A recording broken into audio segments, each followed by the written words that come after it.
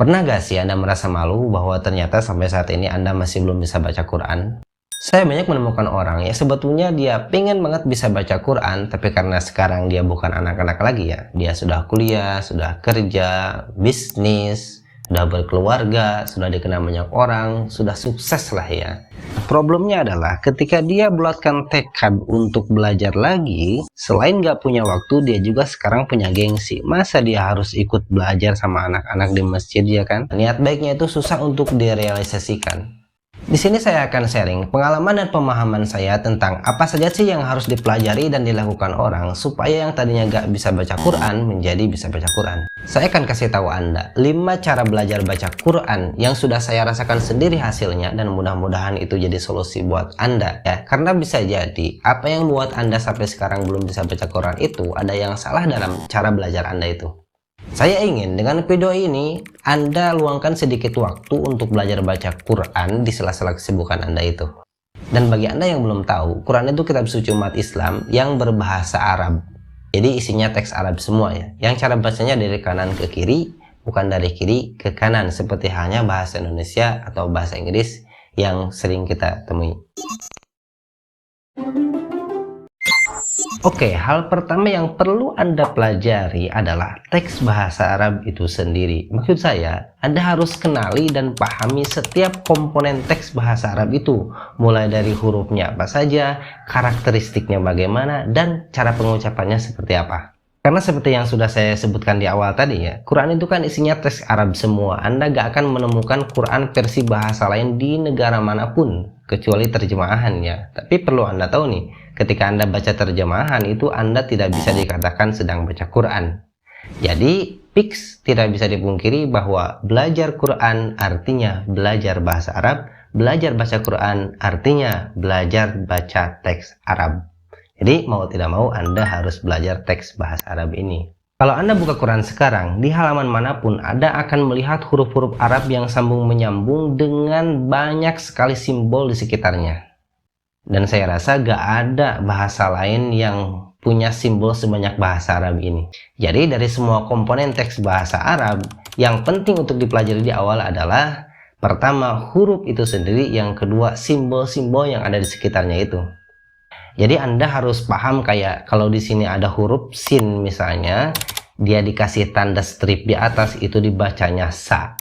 Kalau dia dikasih tanda strip di bawah itu dibacanya si. Kalau dia dikasih tanda di atas seperti ini nih, itu dibacanya su.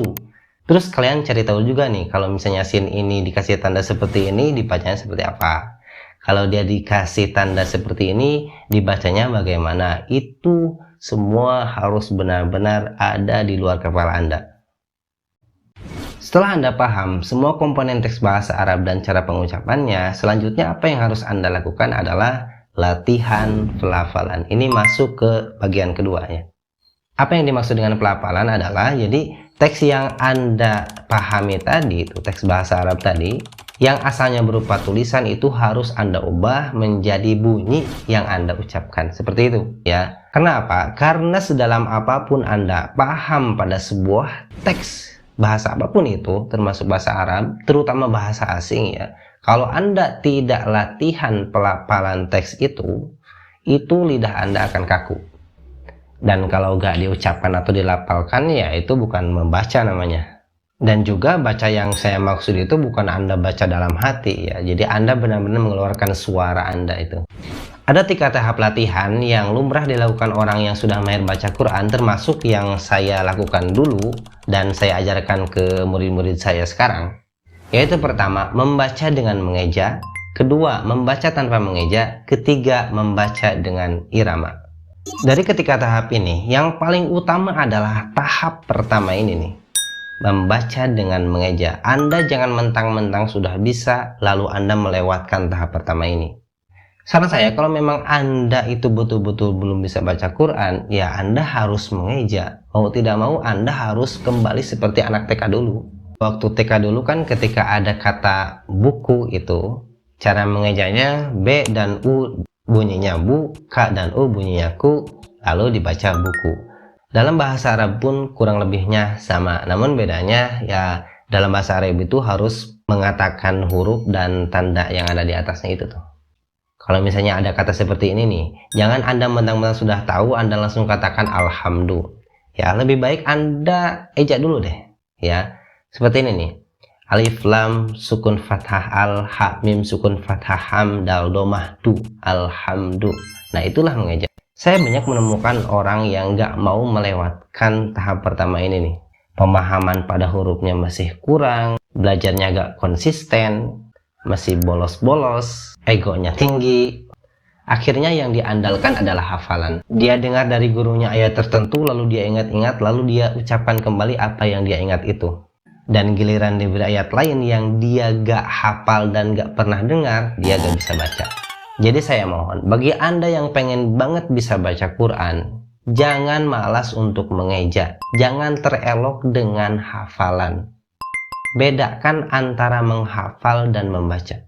Karena ada loh orang yang fasih banget baca Fatihah, padahal dia gak bisa baca Quran. Fatihah itu kan salah satu surat dalam Quran.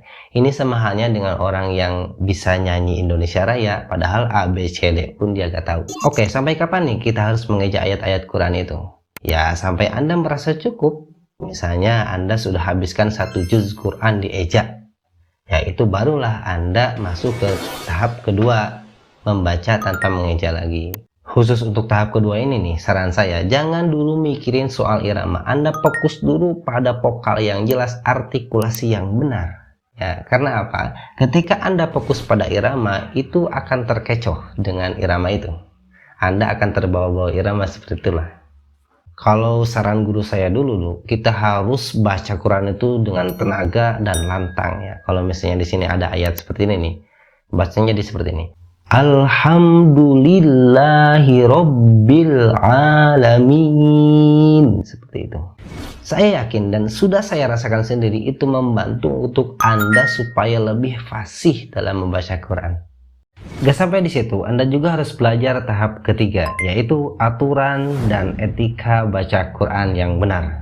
Aturan yang saya maksud adalah kaidah-kaidah atau hukum-hukum yang sebenarnya sudah dirangkum dalam salah satu disiplin ilmu yang bernama ilmu tajwid atau ilmu tahsin ya. Dan untuk etika baca Quran sendiri ada banyak buku-buku khusus yang membahas tentang itu.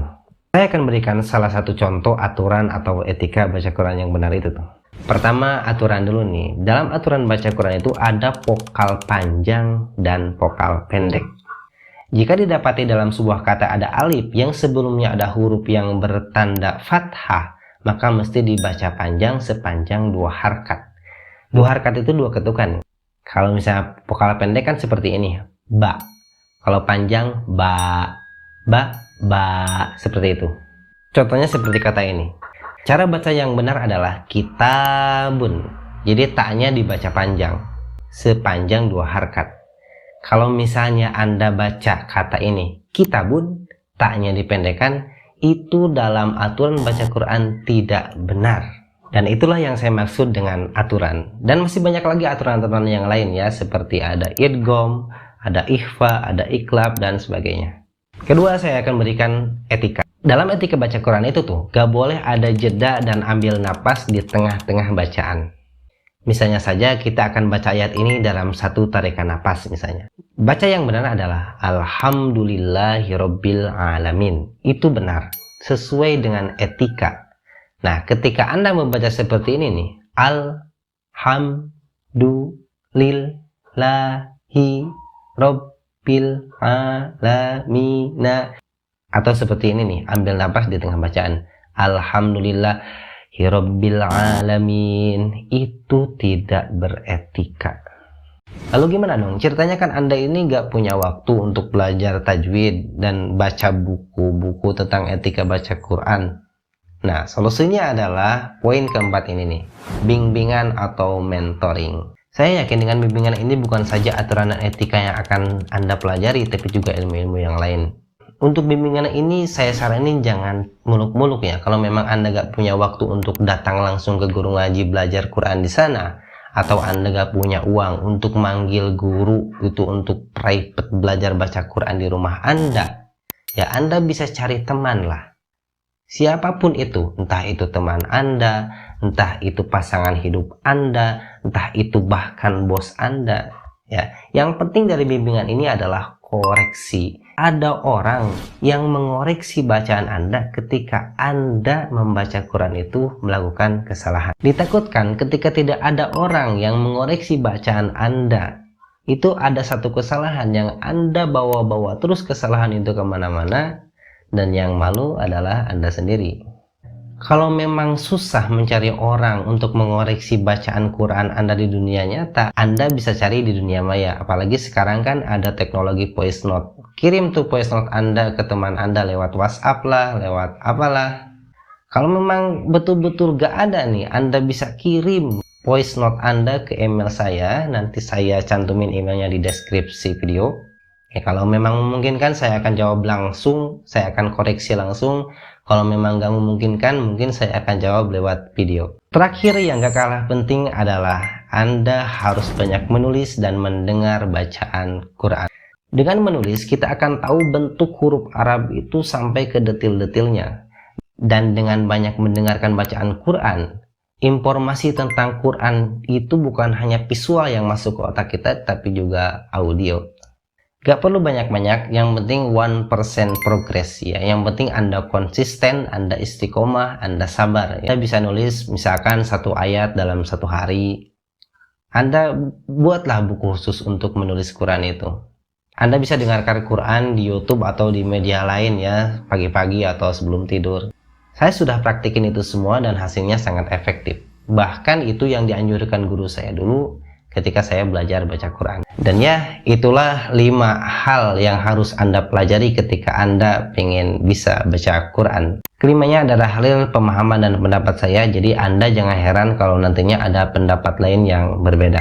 Kelimanya meskipun terlihat berurutan ya, terlihat seperti langkah-langkah, step-step, tapi pada praktiknya nanti kelimanya mungkin akan berjalan bersamaan. Jadi bagi Anda yang pengen banget bisa baca Quran, jangan berhenti belajar, terus konsisten, istiqomah, sabar, urusan pahala, urusan Tuhan. Dan mohon maaf jika penjelasan per poin-poinnya kurang begitu rinci, karena saya berencana akan membahas secara rinci di video-video yang lain. Jadi tonton terus video-video saya, jangan lupa subscribe juga. Nama saya Ang, sampai jumpa di video selanjutnya.